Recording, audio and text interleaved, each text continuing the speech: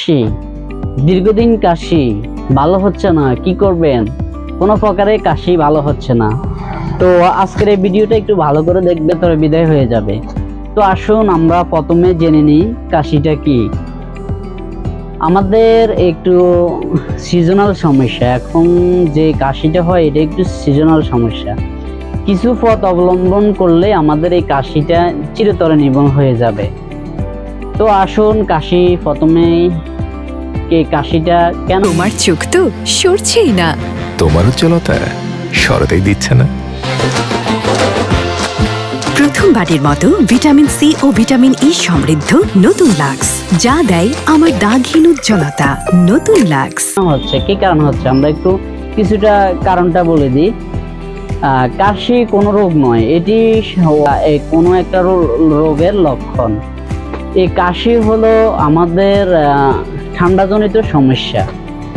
এই কাশিটা মূলত অ্যালার্জিক সমস্যা। ইন্টারনাল কিছু অ্যালার্জি থাকে, এগুলা শ্বাসনালীতে ঢুকে আমাদের শ্বাসনালী এটা এফেক্ট করে।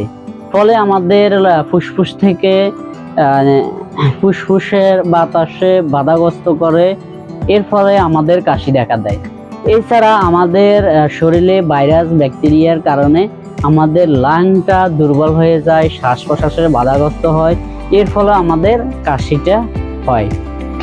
এবার আসুন কাশিটা মূলত কেন কাশিটা হয়। কাশিটা হয় আমাদের নেজাল বন্ডের, আমরা যে নিঃশ্বাসটা নিই, নিঃশ্বাসের মাধ্যমে আমরা যে অক্সিজেনটা গ্রহণ করি, কার্বন ডাই অক্সাইড বের করে দিই শরীর থেকে, বিষাক্ত জনিত বাতাসটা পদার্থগুলা বের করে দিই।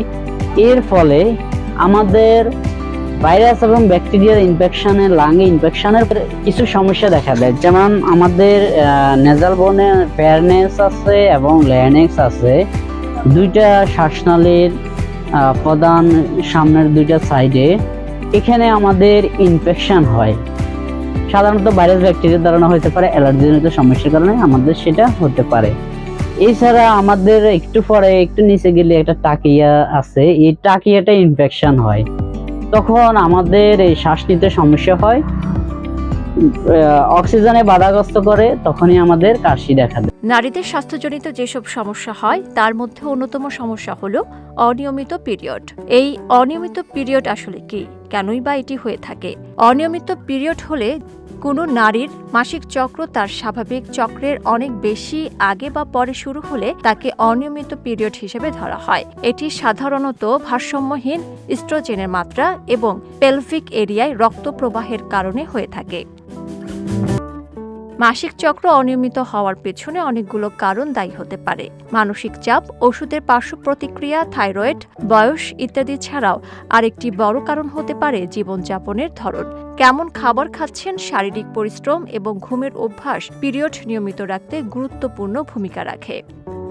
পিরিয়ড অনিয়মিত হলে আপনার খাদ্যাভ্যাসে কিছুটা পরিবর্তন আনুন। এক্ষেত্রে খাবারের তালিকা নির্বাচন করতে হবে বুঝে শুনে। আমাদের হাতের কাছের অনেক খাবারই নারীদের অনিয়মিত পিরিয়ড সমস্যার সমাধান হতে পারে। যেমন পেঁপে কাঁচা অবস্থায় সবজি এবং পাকলে ফল হিসাবে খাওয়া হয়। পেঁপেতে থাকা ক্যারোটিন আমাদের শরীরের ইস্ট্রোজেনের মাত্রা উদ্দীপিত ও নিয়ন্ত্রণ করতে সাহায্য করে, ফলে অনিয়মিত পিরিয়ড নিয়মিত হয়। সেই সঙ্গে এটি পিরিয়ডের সময় পেট ব্যথা দূর করতেও কাজ করে। এক্ষেত্রে আরেকটি উপকারী খাবার আদা। আদা এমন একটি ভেষজ যা প্রায় সবার বাড়িতেই থাকে। প্রতিদিনের রান্না ও বিভিন্ন ধরনের খাবার তৈরিতে ব্যবহার করা হয় আদা। এতে থাকা ম্যাগনেসিয়াম ও ভিটামিন সি পিরিয়ড নিয়মিত করতে সাহায্য করে। পিরিয়ড চলাকালীন আদা দিয়ে চা কিংবা গরম পানি পান করলে এটি শরীরের বিভিন্ন ব্যথা কমাতে কাজ করে। এছাড়া সুগন্ধি মশলা হিসেবে দারুচিনি আমাদের বেশ পরিচিত। দারুচিনি আমাদের শরীর ভেতর থেকে গরম রাখে ও রক্ত প্রবাহ বাড়ায়। তাই অনিয়মিত পিরিয়ড থাকলে নিয়মিত দারুচিনি খেতে পারেন। নয়, হলুদেও রয়েছে নানা উপকার। হলুদ খেলে তা পিরিয়ড নিয়মিত করতে সাহায্য করে। এছাড়া আনারস, বিটরুট এবং অ্যালোভেরাতে রয়েছে পিরিয়ড নিয়মিত করার উপকরণ। তবে গর্ভ অবস্থার প্রথম দিকে আনারস না খাওয়াই ভালো বলে মনে করেন। এছাড়া আমাদের যদি বনকাইটিস হয়, লাংয়ে কোনো ধরনের ইনফেকশন হয়, লাংসে কোনো ধরনের ইনফেকশন হয়, বনকাইটিস হয়। সাধারণত বনকাইটিস হলে সাথে আমাদের গলাতে একটু ডাক থাকবে, ডাকটা হবে হাসি, কাশি, বাসি। এই ধরনের যদি কোনো অস্বাভাবিক কোনো মানে শব্দ হয়, সাধারণত আমাদের ফুসফুসের যে আমরা নিঃশ্বাস নিই, এটা সাধারণত বুকের যে আমাদের শ্বাস প্রশ্বাসের মাধ্যমে আমাদের যে অক্সিজেনটা আমরা পাই, এটা সাধারণত হয় কি, এটা সাউন্ডটা শাঁসা বাতাসের যে শব্দটা, যখন আমাদের দেখা যায় এখানে একটু ভাইরাস এবং ব্যাকটেরিয়ার ফলে আমাদের এই জায়গায় ইনফেকশন হয়, তখন আমাদের এই শব্দটা অন্যরকম হয়ে যায়। তখন এক পর্যায়ে নিঃশ্বাস নিতে সমস্যা হয়, ফুসফুসের বাধাগ্রস্ত হয়, শ্বাস প্রশ্বাসের বাধাগ্রস্ত হয়, তখনই আমাদের কাশিটা হয়। আগে বলেছি এটা মূলত ঠান্ডাজনিত সমস্যা। আসুন, এছাড়া আমাদের যদি কারো টিউবারকুলোসিস থাকে, যক্ষা থাকে, এমনকি যক্ষা জীবাণু তার শরীরে প্রবেশ করেছে, তাহলে তার হতে পারে। এছাড়া পালমোনারি ইডেমা, যদি আমাদের লাংসে যে কোনো প্রকারের পানি জমে থাকে, তখন আমাদের এই কাশিটা হতে পারে। এছাড়াও আমাদের যদি নিউমোনিয়া হয়, সাধারণত আমাদের বেশিরভাগ নিউমোনিয়া এখন দেখা যায় ঠান্ডাজনিত সমস্যার কারণে। যদি নিউমোনিয়া হয় তাহলে আমাদের এই কাশিটা দেখা দেয়। কিভাবে উপকৃত হবে? প্রথমত আমরা কি করতে হবে, মুখ ঢেকে রাখতে হবে, মুখে মাস্ক পরিধান করতে হবে, যাতে আমাদের বাইরের কুয়াশা কোনো প্রকারে আমাদের শ্বাসনালীতে না ঢুকলে আমাদের ঠান্ডাজনিত সমস্যা হবে। দ্বিতীয়ত হলো আমরা একটু কুসুম গরম পানি দিয়ে একটু গড়গড়া করব, ভিটামিন সি সমৃদ্ধ খাবার খাবো। ভিটামিন সি সমৃদ্ধ খাবার খেতে হবে। ভিটামিন সি সমৃদ্ধ খাবার আমাদের রোগ প্রতিরোধের ক্ষমতা বাড়ায়, তখন আমাদের এই সমস্যাগুলো থাকবে না। এছাড়া আমাদের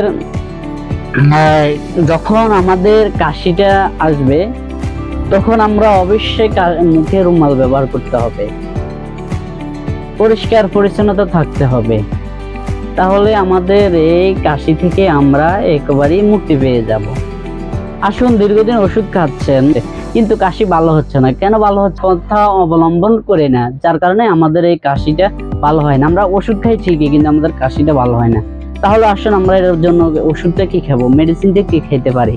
তাহলে মেডিসিন আমাদের বিউটামেট সালফেট একটা সিরাপ আছে, এই সিরাপটা খেলে আমাদের কাশিটা চলে। এছাড়া ডেক্সামেথাসোন নামে একটা সিরাপ আছে, সেটাও খাইতে পারেন। এছাড়া যদি এরপরে ভালো না হয়, তাহলে আমরা কি করব, এমব্রক্সল নামে আমাদের সিরাপ আছে, সিরাপ খেলে আমাদের সমস্যা। তবে মনে রাখতে হবে, এর সাথে আমরা একটা অ্যান্টিহিস্টামিন খেতে হবে। আগেই বলেছি, এই কাশিটা হওয়ার মূল কারণ হলো আমাদের এই অ্যালার্জিজনিত সমস্যা, তাহলে আমরা অবশ্যই একটা অ্যান্টিহিস্টামিন খেতে হবে। আর এছাড়া যদি আমাদের লাংয়ে কোনো ইনফেকশন হয়ে থাকে, শ্বাসনালীর কোনো ইনফেকশন হয়ে থাকে, তাহলে আমরা ওই ক্ষেত্রে একটা অ্যান্টিবায়োটিক খেতে হবে। আর ব্রঙ্কোডাইলেটর ড্রাগ খেতে হবে, তাহলে আমাদের লাংসটা পুরোপুরি, লাংসের যে পাইপটা আছে, আমাদের শ্বাসনালীর যে পাইপটা আছে, পাইপটা ক্লিয়ার হয়ে যাবে, আমাদের অতি দ্রুত আমরা ভালো হয়ে যাবে। তবে মনে রাখতে হবে, ঘুমানোর ক্ষেত্রে আমরা বিছানায় পরিষ্কার পরিচ্ছন্নতা রাখবো এবং মুখ ঢাকিয়ে, রুমাল দিয়ে মুখ ঢাকিয়ে ঘুমাবো, তাহলে কাশি চিরতরে আমাদের বিদায় হয়ে যাবে।